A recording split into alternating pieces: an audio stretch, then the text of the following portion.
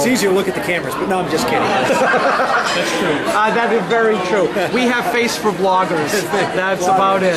So that's why I do a radio show. In fact, I did a radio show this morning, 6 to 9 in the morning. I host Bill Bennett's Morning in America. Oh yes. And so I do that every morning, every Friday morning. So I was up at 4 a.m. this morning. It's been a rather long day for you then. A little bit of a long day, but the old face for radio. Well, GraniteGrok. GraniteGrok. All right. Granite like in the state, and Grok from Robert Heinlein's Stranger in a Strange Land, science fiction, which means to understand in fullness and deeply. So, New Hampshire, we try to understand the politics and the culture. I agree with you. So, we streamed your speech to the assembled folks here at Cornerstone for the 10th anniversary. You got a very good reception. And just to recap, your theme I thought was very, very important. But for the people that will be looking at this later on when we put it up on the internet as a recording, what would be the 3 top takeaways for people who will view the audio and the video later on?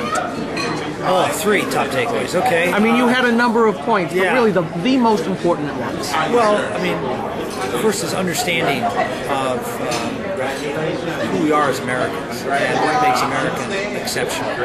And it's that basic understanding that America is this great experiment, that our founders believed in the power of human potential, and that the human potential is recognized by God and given certain rights, and that those rights that come from God, not from the people, from the government, or from the sovereign, and that as a result of that basic concept, the government was to be limited simply to protect the rights that God has given you.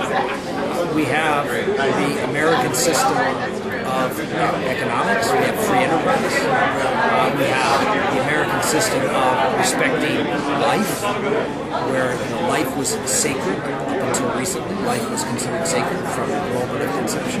We have the system of supporting strong families, because we understand that individuals organize in units, and the first unit is the family unit. And so we had all of these the institution of the church, the institution of the community organization, all of these things were set up by free people. That was the way for them to grow a civilization and to prosper. So all of the accoutrements of what became the greatest country in the history of the world was born from this concept that we are people, children of God, and that we have rights for them, and the government is limited simply to protect those rights. And we are now going back to what we actually fought a revolution with, which was a group of people, in this case one person, but not really, he was the king of the parliament, a group of people who were nobles, who, because of their nobility, had special rights from God, and that their concept was that they were the ones who were that got rights from God, and that the people served them, and not the other way around. And that the idea that they could bestow whatever pittance they wanted, or whatever privilege they wanted, whatever rights they wanted on the people, since they were their rights to bestow. And so now we have a government that, under Barack Obama, who sees itself as the creator of positive rights, the creator of rights, to which they can dole out, spread the wealth around, or they can create rights to health care. They can create the right to kill your child. It's not an inalienable right. It's not a natural right. No right to take another life. But if the government says you do, then, of course, they are the new God, if you will. Correct. I oftentimes use the joke, it's nice to be able to gauge our educational system by going into a convenience store, letting them ring up the sale, and then purposely changing the amount that you give them to see if they can actually count straight to give it back.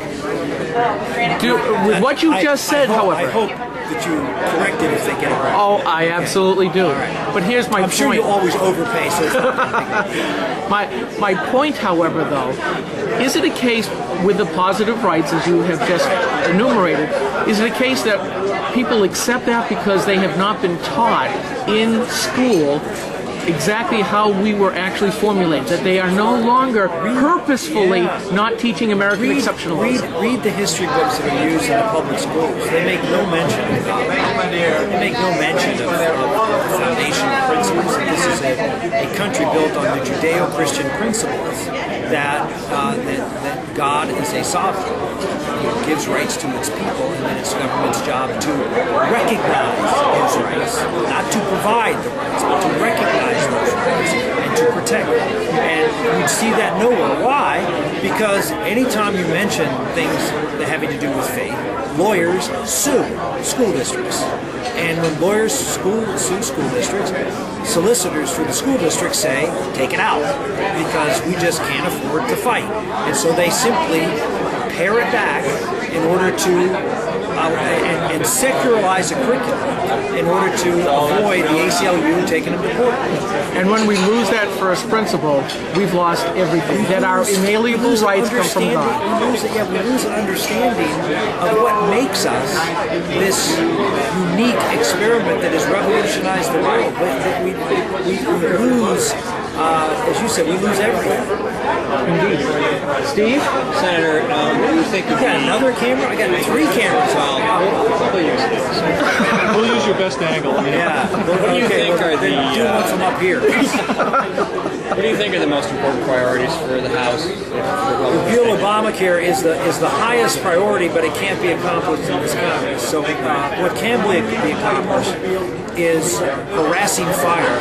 Okay, so you're not going to be able to do the full frontal D-Day attack, but we're going to be able to drop some bombs on enemy positions. We'll be able to harass the enemy, call them, have the head of Center for Medicare and Medicaid Services, Dr. Berwick, who's never had to testify before Congress, having testified before Congress, have Catherine Sebelius come there, justify the rulemaking, make it as difficult as you can, not difficult, expose Obamacare for what it is, and expose a Secretary of Health and Human Services who, when insurance companies notified their insurers that health insurance premiums were going up, you may have seen this. Yep. They notified that premiums were going up, and they cited in their communication to their insurers that it was as a result, in part, of Obamacare.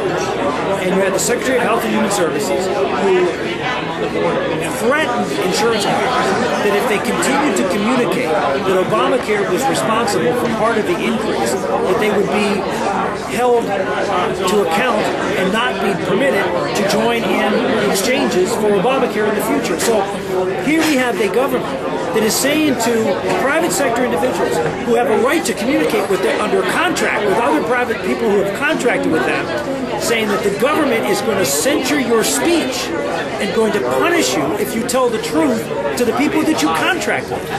This is the kind of tyranny that we get when we give rights and our freedom to the government. It is certainly, as you have stated, Clausewitz long ago said that war is politics by other means. I like your analogy of twisting that around to say war will be politics by other means, and that you are going to wage war. And I certainly hope, as part of we come out of the Tea Party environment, and we want to take this country back, and we know that this is a long war. Tom, did you have any questions? Yeah, and I would add to that I think the message of the Tea Party is we'll have your back if you have our back, and we can be a force together. There's a short window to make that happen, and hopefully the people that get elected see that. The only plea I have for the Tea Party, and I was at the Richmond convention over the weekend, we had 3,000 people at the Tea Party convention in Richmond. My only message to them was to be vigilant, not to focus too much on the victory that we have here. That was one of the second. We asked for the 3 points. You didn't give me a chance to answer it, so I answered the second one here. But to be vigilant and understand that this election is about stopping bad. the next election is about returning the country to a sound fiscal footing, to returning balance and freedom. You know, one of my favorite columns that I saw recently was Peggy Noonan's column. I don't know if you saw it or not, but she had in the insert of the column a yardstick and an alarm clock. You saw it? See that? I'm not sure that I did. A yardstick. She says, here's just to explain the Tea Party. And how she explains the Tea Party is that most Americans believe that on the yardstick, you know, the left on one side, the right on the other side, that we're sort of fighting over the 18-inch line, you know, either 19 or 17. Well, the bottom line is, unfortunately, we're all the way to the left, down at the 10, and that we're fighting over whether to go to 8 or to 12, not over where we are in America, which is the middle. And so the alarm clock is people finally figured that out, that we, as sort of the frog and pan analogy, that we've been moving this country ever so slowly, and that it's time to move it back. We didn't get there in one election. We're not going to return, even in 2 elections, we're not going to get. It's going to take a long time. The American public doesn't like radical change. When I say radical change, I don't necessarily mean radical to the left.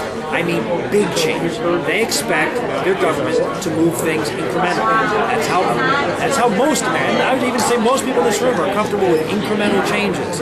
And it makes sense because, you know, you want to make sure that you're not doing things that could be too dramatic, it could cause too dramatic an impact. So you make those incremental changes. You know, you repeal Obamacare, you replace it with something that reduces cost of the system, that gives more responsibility to the individual, that gets government more out of it, and allows you to be more of a consumer and more of a discerner of the benefits of health care. You address some of the entitlement issues. Do you fix it all at once? You can't fix it all at once. I mean, it's unrealistic that we're going to fix Medicare, Social Security, and Medicaid, all of which are deeply in debt. You're not going to fix it in 2 years or 4 years. I mean, but you can take and do some things. You can improve the situation. You can create some confidence in the American public that the government is trying to right the ship and get things right. And to the extent that you're successful, you can do more. Right. You know, to the extent that you're successful and the reforms, you know, have support, you can build, instead of what Obama did was use capital. You can build capital by spending capital. And so it's all a matter of how successful we are, how smart we are, how much we can engage the American public. And so I think one of the things, and I didn't say this, but my third point would be you, which is when it comes to looking at a leader for 2012, you don't want to just look for someone who can win the election, but someone who can lead the American public, someone who can motivate, rally, and get not just, you know, the Tea Party folks going, but people from, you know, across the aisle to be able, because we're going to need, in all likelihood, bipartisan support to get some of this done. And I would always hope we get bipartisan support because these are big things. And I think as we saw with Obamacare, when you try to do big things without including the other side, you get real acrimony. And so, you know, for the guy who's going to be the post-partisan president, he is the most partisan president. Right. Well, Senator Santorum, I know that other people are looking to talk to you, and I don't want to monopolize your time. I really do. You have. Well, we're going to be here for the next time you come back, so we'll hopefully be able to talk to you some more because we hit all of these kinds of events. And I want to say for GraniteGrok, thank you very much for taking a lot of your valuable time to talk to us lowly bloggers here at GraniteGrok. You are not lowly. You're actually, I think he's sitting on a high chair. For those of you who really put a visual image here, I've got a little table in front of him. And I'm just kidding. All right. Well, thank you very much, sir. I do appreciate it, Sir, have a good election night too. Yes. You should know that Skip here is fully committed. His son is on his way back to Afghanistan. That's the 101st. And he's at he's at one of those little itty-bitty fobs that comes under attack a lot. Good for you. So, thank you for your support. Thank you for your service. I will. Thank you.